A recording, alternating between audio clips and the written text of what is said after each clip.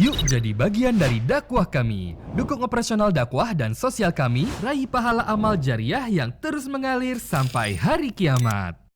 Bismillah, Assalamualaikum warahmatullahi wabarakatuh. Alhamdulillah, tidak henti-hentinya kita selalu bersyukur dan berterima kasih kepada Allah Subhanahu wa taala atas segala nikmat yang Allah limpahkan kepada kita. Allah masih menyempurnakan anggota tubuh kita, Allah masih memberikan kita waktu, kesehatan, kesempatan, keimanan sehingga kita bisa tetap mendalami agamanya dan melaksanakan perintah-perintahnya sehingga kita bisa tentunya meraih nanti balasan maksimal di akhirat dengan surga. Dan nikmat ini tentunya harusnya kita jaga, terutama dalam mendalami Islam dan iman. Karena ini adalah nikmat terbesar yang Allah berikan kepada kita. Karena dengan Islam dan iman kita jadi mengenal siapa pencipta alam semesta. Kita jadi punya panduan hidup, tahu mana boleh kita nikmati dan kerjakan juga mana yang tidak boleh. Dan kita harus mempertahankan ini sampai ajal datang. Sebagaimana Allah berfirman, wa'bud rabbaka hatta ya'tiyakal yakin. Sembahlah Tuhanmu sampai datang kepadamu kematian. Dan juga Allah mengatakan, wala tamutunna illa wa antum muslimun. Jangan meninggal dunia kecuali dalam keadaan Islam. Selanjutnya kita panjatkan salam hormat kita kepada Nabi besar Muhammad sallallahu alaihi wa alihi wa sahbihi wasallam sebagaimana Allah telah perintahkan kita untuk mengucapkan salam hormat tersebut. Seperti biasa teman-teman sekalian, di pekan pertama pekan kedua kita akan bahas dosa-dosa besar dan kita masih dalam dosa besar menunda sebuah kewajiban. Pada malam ini kita akan bahas masalah menunda berobat, tetapi ada tambahan di akhir judul kita. Hingga binasa. Kenapa kita tambahkan dengan hingga binasa? Karena memang dasarnya berobat itu dibagi oleh ulama menjadi beberapa hukum. Dia bisa menjadi wajib, dia bisa menjadi sunnah, bisa menjadi mubah, bisa menjadi haram juga ya. Sesuai dengan urutan dan jelas penjelasan dalam masalah fikih. Tapi kita akan mulai bahasan kita ini dengan pendapat Syekh Utsaimin rahimahullah. Masalah berobat. Beliau mengatakan hukum berobat itu adalah wajib. Kapan dia wajib? Jika meninggalkannya akan menimbulkan bahaya bagi tubuh. Jadi misalnya kita tahu nih kalau kita sakit, kita sudah tahu jelas obatnya apa. Dan itu sudah umum, sudah diteliti. Seperti sekarang banyak dokter-dokter sudah mengetahui penyakit ini, obatnya ini misalnya. Tapi kita sengaja nggak mau. Dan kalau kita tidak melakukan pengobatan tersebut bisa berbahaya bagi tubuh kita. Berbahaya bagi orang di sekitar kita juga misalnya dengan menular, maka itu hukumnya wajib. Atau bahkan kita bisa tidak memberikan hak orang lain karena kita sakit misalnya. Maka itu hukumnya jadi wajib. Ini pendapat Syekh Utsaimin rahimahullah. Jadi beliau mengatakan sekali lagi hukum berobat adalah wajib jika meninggalkannya akan menimbulkan bahaya bagi tubuh. Seseorang terkena penyakit kanker misalnya. Jika Allah Ta'ala atau maka dengan izin Allah Ta'ala, jika anggota tubuh yang mengandung kanker itu diangkat, dibuang, maka anggota tubuh yang lain akan selamat. Akan tetapi jika tidak dibuang, maka kanker itu justru akan menyebar dan menjalar ke seluruh tubuh yang akhirnya mendatangkan mudarat lebih besar dan membinasakan, maka di saat itu hukumnya wajib. Oleh karena itu, membuang anggota tubuh yang mengandung sel-sel kanker tersebut adalah obat yang bermanfaat.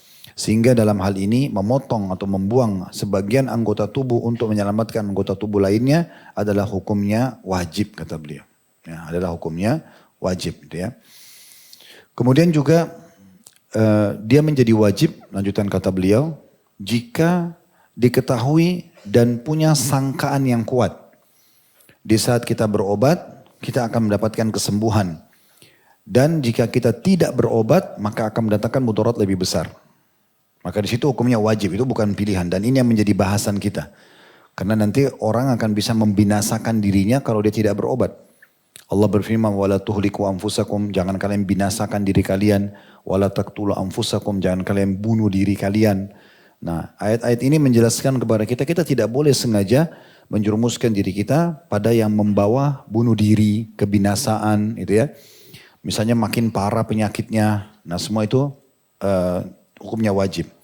Masuk dalam masalah ini juga misal kalau pasangan suami istri, ini tadi kita bahasakan bisa saja buat diri sendiri efeknya, kayak tadi kanker itu contohnya, atau bisa buat orang lain. Contoh mohon maaf pasangan suami istri, salah satu dari keduanya tidak bisa melakukan hubungan biologis. Padahal sebenarnya ini bisa diobati secara medis. Cuma dia tidak mau.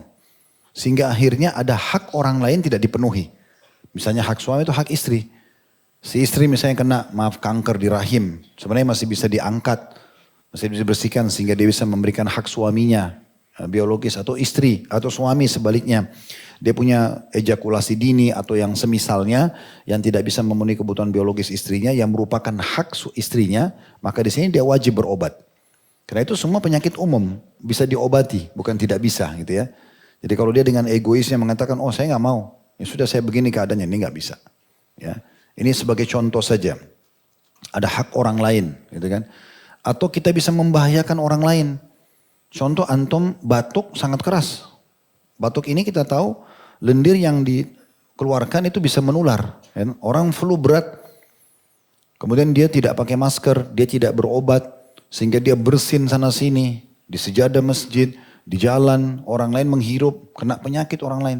Padahal sangat mudah untuk berobat flu, berobat demam atau apalah batuk yang menular ya, yang begitu cepat menular gitu. Nah ini harusnya dia berobat dan tidak boleh dia sengaja mengatakan ya sudahlah ini kan cuma flu, saya nggak usah berobat. Nah masalahnya antum bisa beri mudarat kepada orang lain. Sementara kaidah dasarnya kata Nabi SAW la darar wala dirar, tidak boleh membahayakan diri sendiri, tidak boleh membahayakan orang lain. Itu kaidah dasar. Jadi kalau ada yang melanggar ini, dia bisa berdosa. Dia sengaja menjerumuskan dirinya pada bahaya atau menjerumuskan orang lain. Nah ini semua hal-hal dasar yang harus difahami. Jadi Syekh Utsaimin mengatakan di saat itu kita punya prasangka bahwasanya penyakit ini berbahaya dan kita bisa berobat. Kita tahu akan sembuh dengan itu karena sudah umum juga orang sembuh. Itu hukumnya wajib. Dan kalau kita tidak berobat masalah ya. Tentu kalau kita misalnya nanti akan kita jelaskan dia bisa menjadi hukum sunnah atau bahkan mubah. Kalau seandainya kita kena penyakit biasa kayak sakit kepala. Sakit kepala tidak ada efeknya buat orang. Dan sakit kepala mungkin dengan sedikit istirahat bisa sembuh.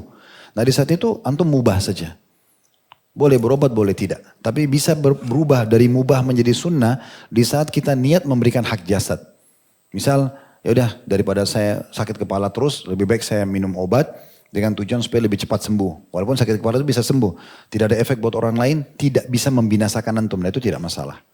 Itu pilihan. Tapi kalau sudah sampai bisa membinasakan atau meruntuhkan hak orang lain tadi suami istri atau membahayakan orang lain dengan menular, nah ini tidak boleh. Nah ini yang kita garis bawahi.